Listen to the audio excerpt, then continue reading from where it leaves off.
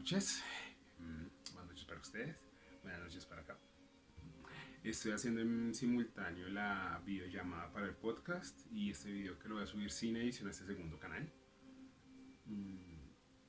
Quiero que inicie desde cero para ver si la calidad del contenido vale la pena. O sea, realmente no es solo un aspecto técnico, sino que realmente quiero ver hasta dónde puede llegar este tipo de formato que no es podcast.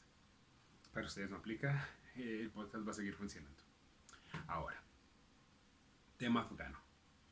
El tema está de moda por el asunto de la injerencia talibán en el juego político de las potencias. Por segunda vez, ellos estaban en el poder. Pero este es tema más moderno. Para entender por qué está sucediendo lo que está sucediendo en Afganistán, obviamente no me voy a ir hasta la prehistoria para explicar, pero sí hay un par de detallitos que me gustaría mencionar al respecto. Afganistán es llamada la tumba de imperios, pero ese apelativo ya se lo había ganado desde antes.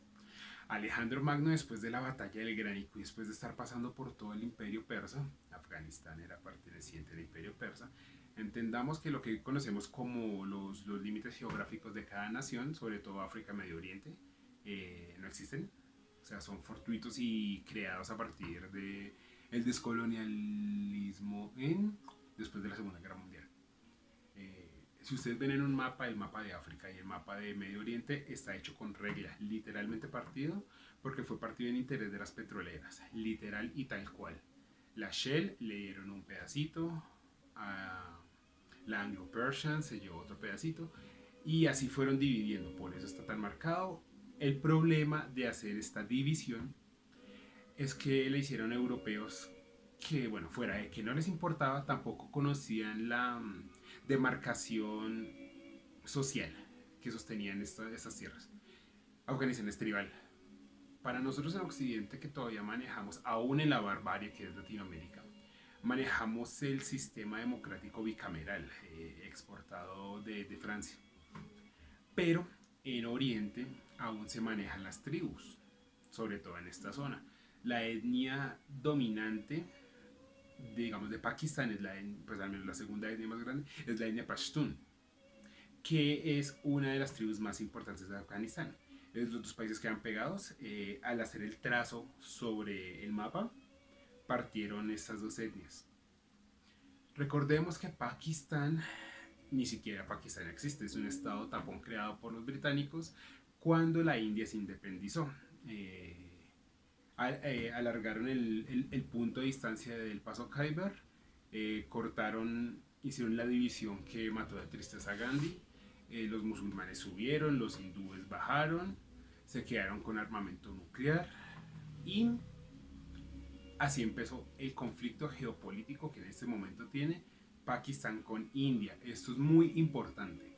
Hay que entender que la influencia de China a nivel militar con el collar de perlas, a nivel comercial con la nueva ruta de la seda, es China. Es el caso afgano, pero para entender el caso afgano hay que entender mucho de todo. No voy a tocar el tema chino por ahora, dejémoslo para después. Sigamos. La división de las etnias. En el norte de India hay una etnia Pashtun, pero se concentra sobre todo en Pakistán y una de las tribus de Afganistán. Lo que conocen como mujahidines, que son los guerreros de la yihad, o sea, los guerreros de la fe, es un conglomerado de muchas tribus, de muchos guerreros.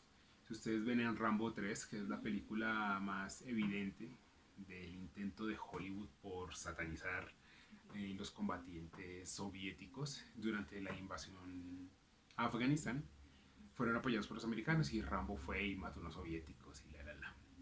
Esos guerreros mujahidines que él ayudó, pues precisamente no nombran de qué etnia era, pero muy probablemente eran talibanes.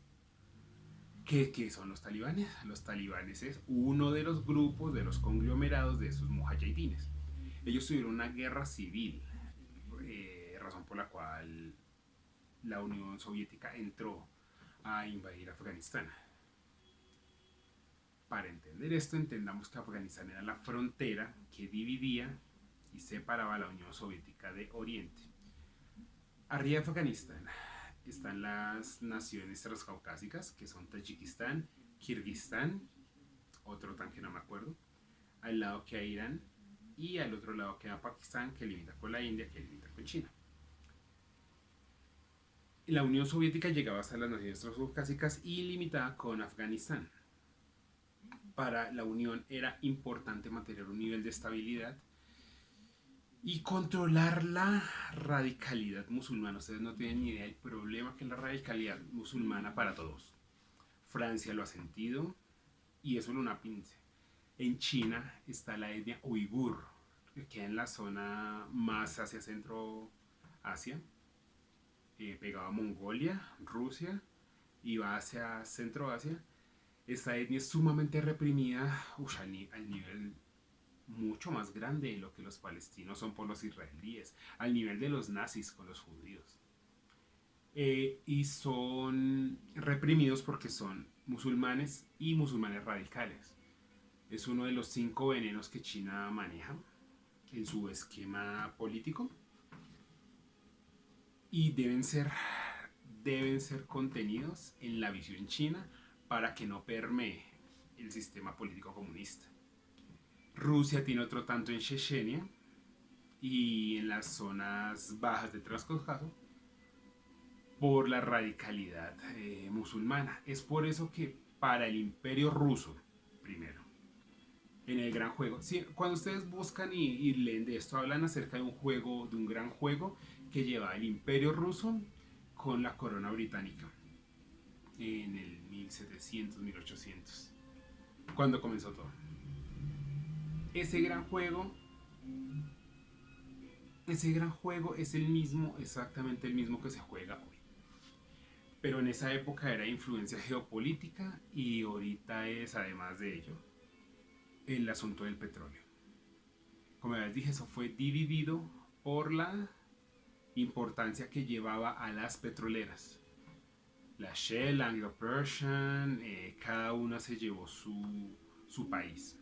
De hecho, Bahrein, Kuwait, la que invadió Irak en la guerra del Golfo. Ese pedacito se lo dieron a una sola petrolera. O sea, es que esto no es carreta. O sea, los contratos leoninos que le sacó la Anglo Persian a Irán implicaba en la extracción del crudo durante 90 años sin regalías para el pueblo. Es por eso que cuando se creó la OPEP, que la creó un venezolano, fue una debacle económica. Porque el barril de crudo pasó de 40 centavos a $40 el barril. De un día para otro. Entonces, digamos, para estos pueblos la nacionalización de sus propios recursos significó atentar contra los intereses de las grandes potencias, razón por la cual Estados Unidos con la CIA, todo esto está documentado, esto no son teorías conspirativas, esto es real, igual que lo de Allende. No quiero meterme con que esto es lo que está pasando en Venezuela porque no quiero tocar ese tema, aunque va por la línea.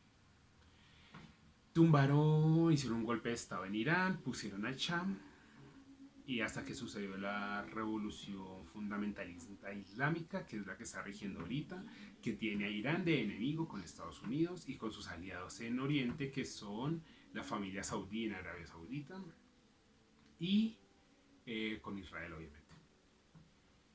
Es imposible separar la historia de un estado a otro porque es que todo es lo mismo.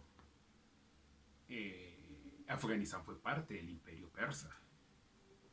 Como les comenté, Alejandro Magno se estancó durante 3 años intentando vencer a las guerrillas afganas y no pudieron.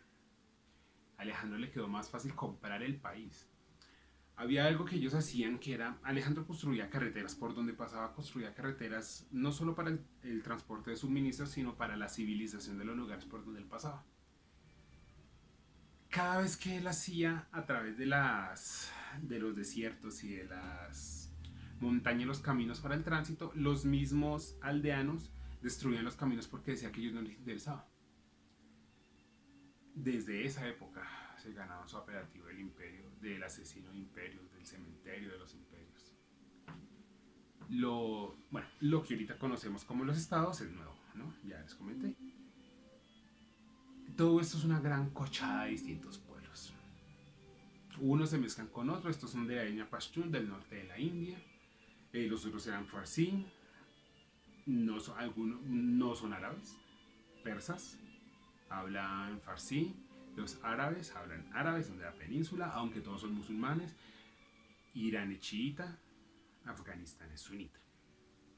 Esas bobaditas son importantes porque es que si uno no entiende lo que es el chiismo y el sunismo, que es como el cristianismo y el catolicismo en las guerras de la reforma, uno no entiende la forma de los bandos que se están dirimiendo.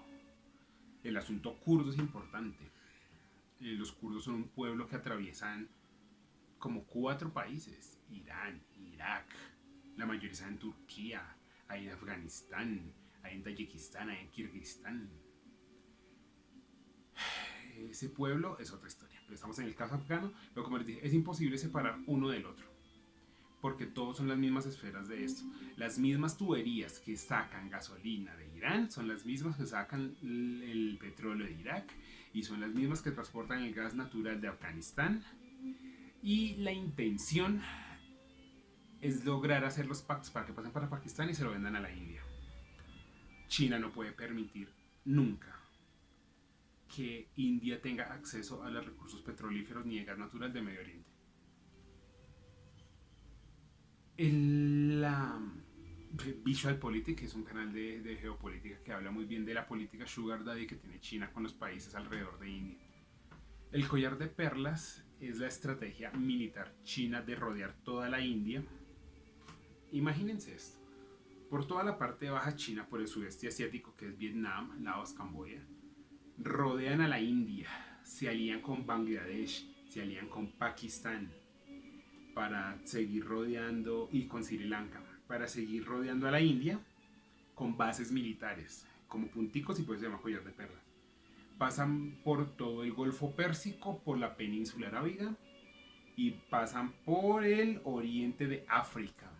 Pasan por Djibouti, por Somalia, por donde ahorita está la guerra de Yemen, tocan Omán, y hay una base en Etiopía. Ahí es donde uno entiende qué hace una base china en Etiopía. Es justamente porque están asegurando el control militar de las áreas de influencia marítimas para que sus buques puedan llevar las mercancías en la nueva ruta de la seda. La nueva ruta de la seda tiene 3 aspectos, que es por mar, por el mar Índico, por tierra. Están haciendo grandes ferrocarriles por todo el centro oriente para llevar sus mercancías a Europa, y tienen un aspecto importante además de entrar al Mediterráneo para pasar más allá del canal del Suez. Hay una ruta importante por Groenlandia. A los chinos y a los rusos les conviene el calentamiento global en la medida que se va a descongelar la zona de Groenlandia y van a tener un acceso directo por los mares helados del norte de Japón y el oriente de Rusia para poder ingresar por los recursos y como tráfico. Esas son las 3 líneas que está manejando China.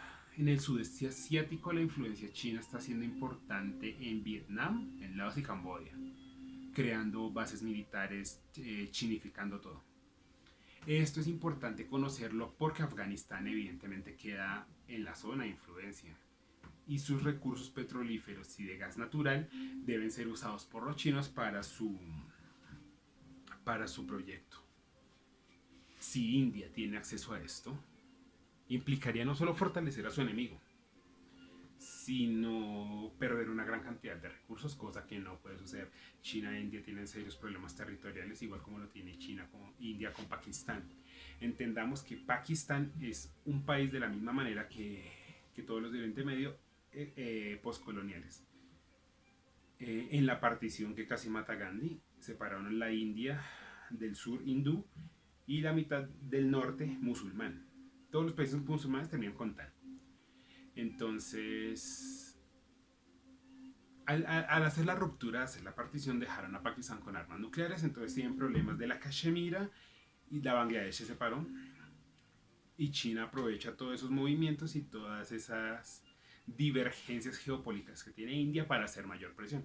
La India se alió con los Estados Unidos, igual como está la Arabia Saudita, igual como está Israel, lo que hace que el gran juego haya pasado de manos rusas y británicas a manos americanas y chinas y británicas todavía. O sea, ustedes no piensan que Reino Unido y Francia ya no tienen lo que es Francia en el Sahel, que es en las repúblicas subsaharianas, el control es total. Pero bueno, no nos desviemos. Asunto afgano, tema afgano. Alejandro Magno se estancó, tuvo que pagar para poder continuar en su gesta y aún así no pudieron derrotar. Ciro el Grande mandó un ejército a reprimir al norte de las montañas iranias. De todos estos guerreros mujahidines, como les dije, es una región. Son muchas mezclas de todo. El ejército cayó. Obviamente el país fue anexado. Pero lo que sucede con las cordilleras, con este tipo de geografías montañosas, es que son imposibles de domar. Razón por la cual Tito en Yugoslavia pudo vencer a los nazis, a los soviéticos y a los americanos.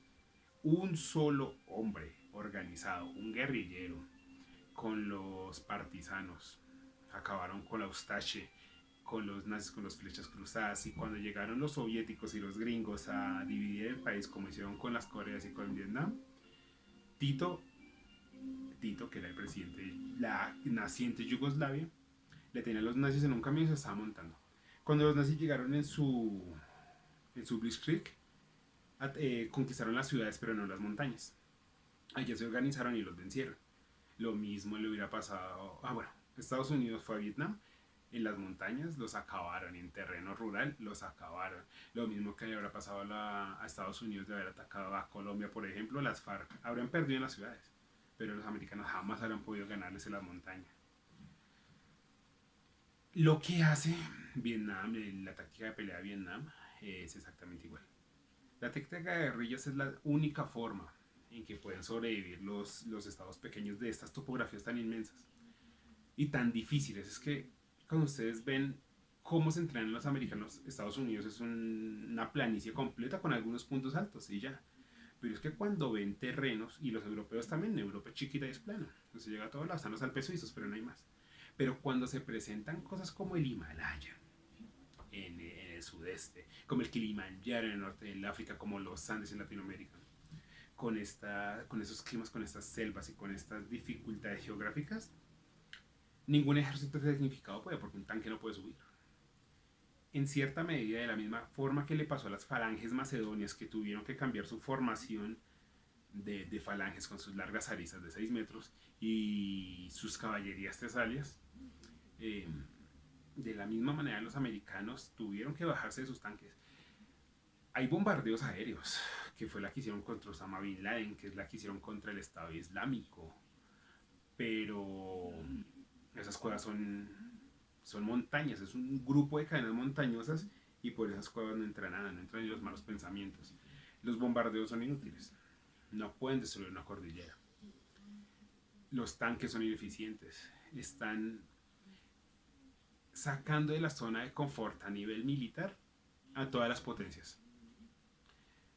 El apelativo de tumba de imperio se debe a las 3 guerras anglo-afganas que sufrieron.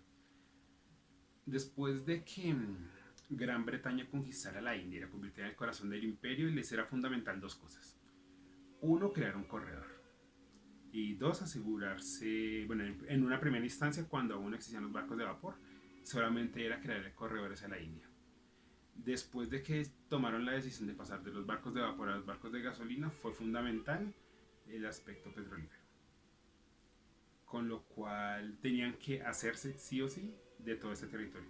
Por lo tanto, todo se convirtió en protectorados. Egipto fue un protectorado británico, Irak, Irán, Afganistán, todo era parte del hasta ahora inexistente Pakistán y la India, todo era parte del Imperio Británico. Hasta la Segunda Guerra Mundial, que se debilitaron lo suficiente para que los pueblos pudiesen tomar y llevar a cabo su independencia. Sin embargo, Afganistán lo logró antes de la Segunda, fue después de la Primera Guerra Mundial, que no fue tan devastadora para los británicos como la segunda, pero lo fue lo suficiente para que pudieran acabarlos en la tercera guerra anglo-afgana. En la primera perdieron. En la segunda lograron mantenerse, pero no podían mantener un líder. En la tercera tuvieron que reconocer la independencia de Afganistán. Nada que hacer. Eh, no tengo una estructura completa para este video. Estoy hablando simplemente puntos aparte. Vamos a intentar estructurar. ¿Qué pasó en esta zona después de Alejandro? Pasaron los mongoles. En realidad fue antes. Pero si tengo una estructura un poquito que sucedió.